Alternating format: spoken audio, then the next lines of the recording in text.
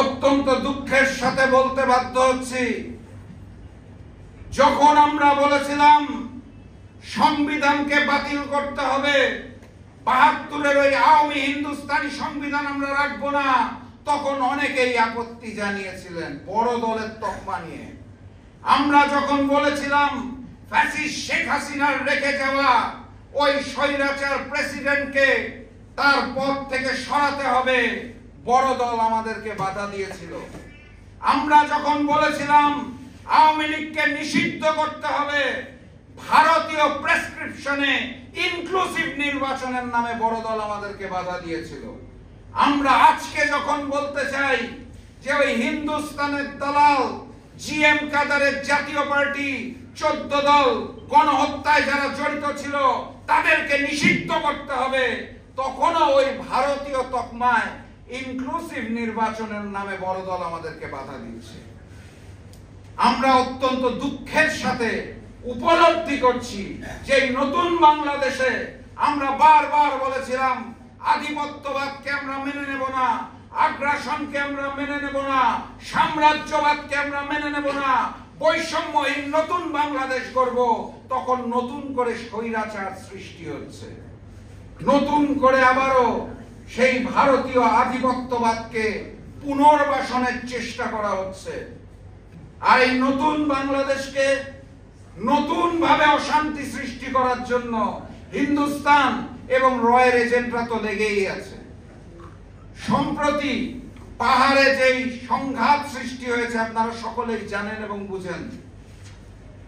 একটি ধর্ষণের ঘটনাকে কেন্দ্র করে, যেই ধর্ষণ এখনো প্রমাণিত হয় নাই, ধর্ষণ বিরোধী আন্দোলনের নামে পাহাড়িদের সাথে সমতলের মানুষের মধ্যে যে যুদ্ধ সৃষ্টি করতে চায় হিন্দুস্তান, সেটা বাংলার মানুষ জানে এবং বুঝে। সীমান্তের ওপারে ভারতীয় সেনাবাহিনীর সংখ্যা যখন বৃদ্ধি করা হচ্ছে, তখন ঢাকার মাটিতে ওই শাহবাগী রামবাম ভূতেরা মিছিল করে পাহাড় থেকে সেনা হটাও। আমার দেশের পার্বত্য অঞ্চলে আমার দেশের সেনাবাহিনী শান্তি শৃঙ্খলায় নিয়োজিত থাকবে, তাদের হটানোর জন্য ঢাকা শহরে মিছিল করা হয়। হিন্দুস্তানি দালালরা তাদের সহযোগিতা করছে। আমরা তখন বারবার বলেছি ফ্যাসিস্ট শেখ হাসিনা নিজের লোকজনকে দিয়ে মন্দিরে হামলা করে মুসলমানদের উপর দায় চাপায়, হিন্দুস্তানকে সন্তুষ্ট করে এবং জঙ্গি রাষ্ট্র বহির্বিশ্বের সামনে দেখাতে চায়। সেটাই তো প্রমাণ হলো। হাসিনার আমলে যারা মন্দিরে হামলা করতো তারা কোথায়? হাসিনা পালানোর পর সব শুদ্ধ হয়ে গেল, ভালো হয়ে গেল?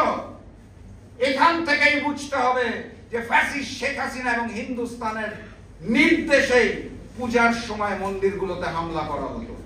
ভারতের মাটিতে অসুরের চেহারার মধ্যে প্রফেসর মোহাম্মদ ইউনূসের চেহারা দেওয়া হয়েছে। দেবীর চেহারায় কিন্তু শেখ হাসিনা নাই।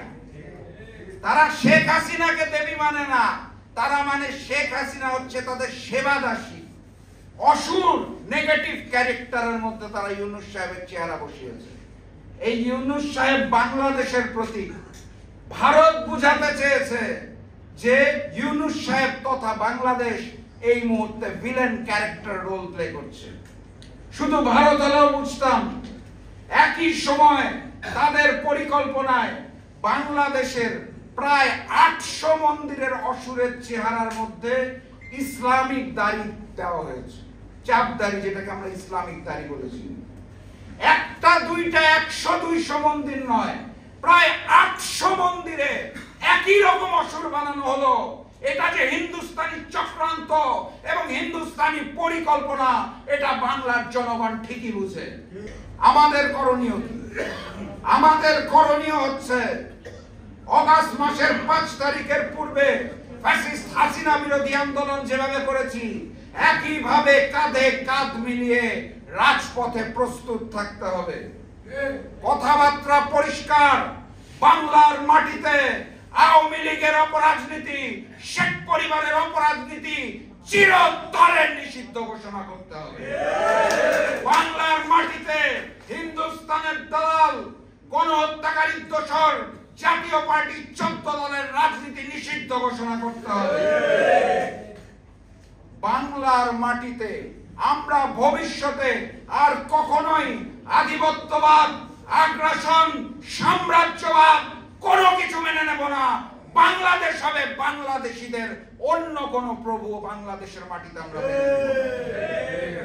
একটা সময় তো বিএনপি গণভোটেই রাজি ছিল না, এখন ওই ভোটের দিনই এই লম্বা লাইন দিয়ে একবার প্রতীকে ভোট দেব, একবার গণভোটের লিস্টের মধ্যে ভোট দিব। এত কমপ্লেক্স বাংলাদেশের সাধারণ মানুষ, গ্রামগঞ্জের মানুষের উপরে এই জুলুম চাপিয়ে দেওয়া যাবে না। আমি বিনয়ের সাথে অনুরোধ করতে চাই, আপনারা ফেব্রুয়ারিতে জাতীয় নির্বাচন যেটা আয়োজন করতে চাইছেন করেন, তার পূর্বে গণভোটের মাধ্যমে জুলাই সনদের যে আইনি ভিত্তি সেটার ব্যবস্থা করেন। বিএনপি প্রথম সবকিছুতেই কেন যেন একটু মানা করতে চায়, তারপর একটা সময় যে নরম হয়। আমার কেন জানি মনে হয় ওই যে তত্ত্বাবধায়ক সরকারের সময় বিএনপি যখন বলেছিল মানি না, মানবো না, পরে বিএনপি রাজপথে নেমে বলেছিল, আন্দোলন করেছিল, তত্ত্বাবধায়ক সরকার ছাড়া গতি নাই। আমার বিশ্বাস সেই হিস্ট্রিটা রিপিট হতে যাচ্ছে। এখন যে বিএনপি বলছে পিয়ার পদ্ধতির নির্বাচন মানি না, আমার কেন জানি বিশ্বাস এই বড় দলের তকমা থেকে বেরিয়ে একদিন বিএনপিকেই রাজপথে নামতে হবে এবং বলতে হবে ভবিষ্যতে যাতে আর কোনো স্বৈরাচার সৃষ্টি না হয়, সেই কারণে পিয়ার পদ্ধতিতে নির্বাচন চাই।